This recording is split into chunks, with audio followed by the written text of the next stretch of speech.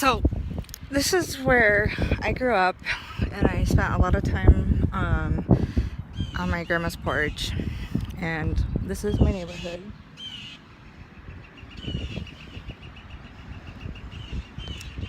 When I was a teenager, a family moved into the next door neighbors, and it was a husband and a wife, and it was 3 little boys.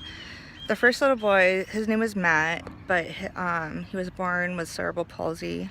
He had a twin sister that actually didn't make it. And then there was another boy, his name, maybe I shouldn't say their names, but anyway. So I became really very close with this family, and I spent a lot of time over there. I grew very, very close with little boys. And then I was really good friends with the man that lived there, and he was in the Navy, and he would sit and tell me about all these things that he's seen and done in the military. And at the time I was going through a little ROTC, and I was actually thinking about being a Marine, but I figured that the Navy might travel more, so I decided to go into the Navy instead. But before all that happened,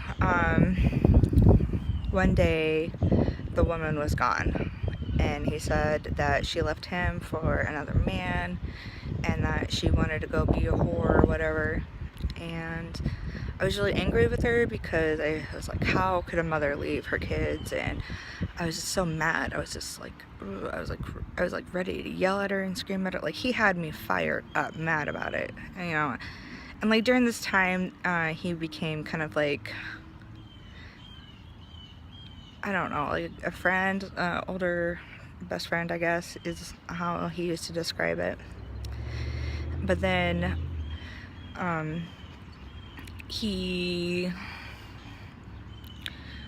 had a gun one day, and he put it against his head, and I was standing right there in front of him, and like I wrestled the gun from him and like prevented him from committing suicide.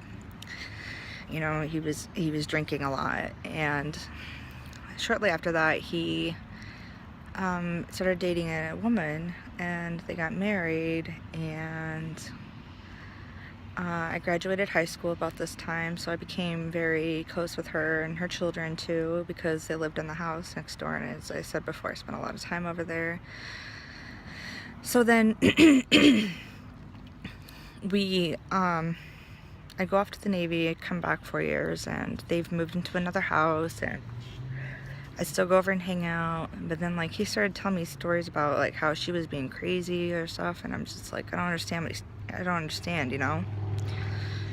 And then a few years after that, I really hadn't hung over there so much because I had a daughter of my own, and I was going through school and working, so I didn't spend as much time with them.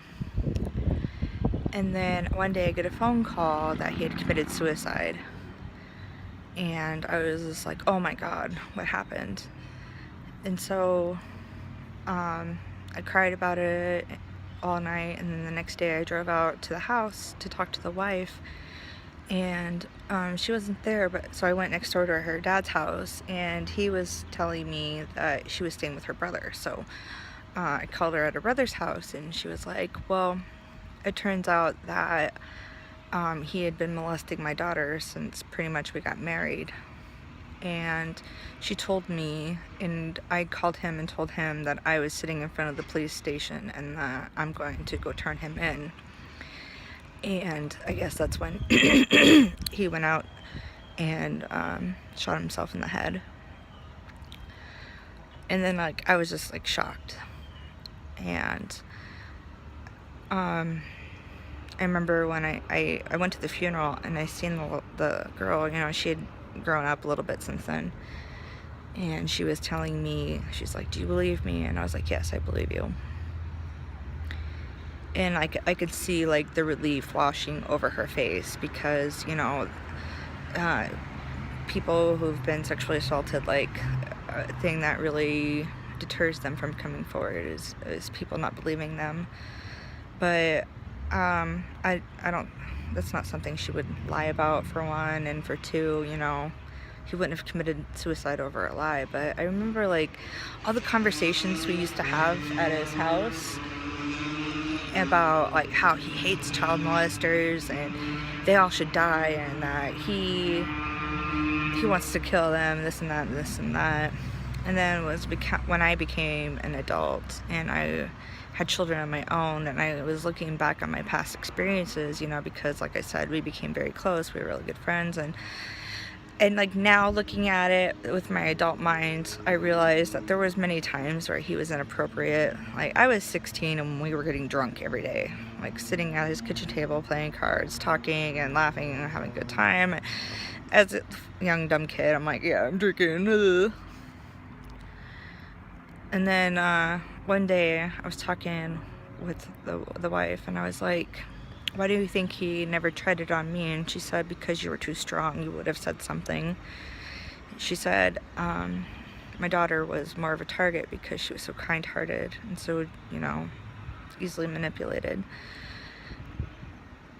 And then I think about like him saying, can your daughter stay over here, you know, we love her too. And I think now like maybe he was trying to prepare my daughter for whatever it is he was planning to do. But at the end of the story, these 3 little boys who I have actually like grown to care for and love like as my own children, they ended up losing both of their parents under very horrible circumstances. And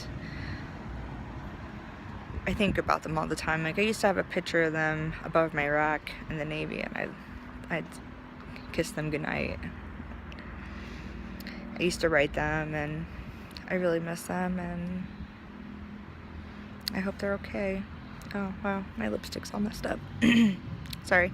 Anyway, that's all I wanted to say. Bye.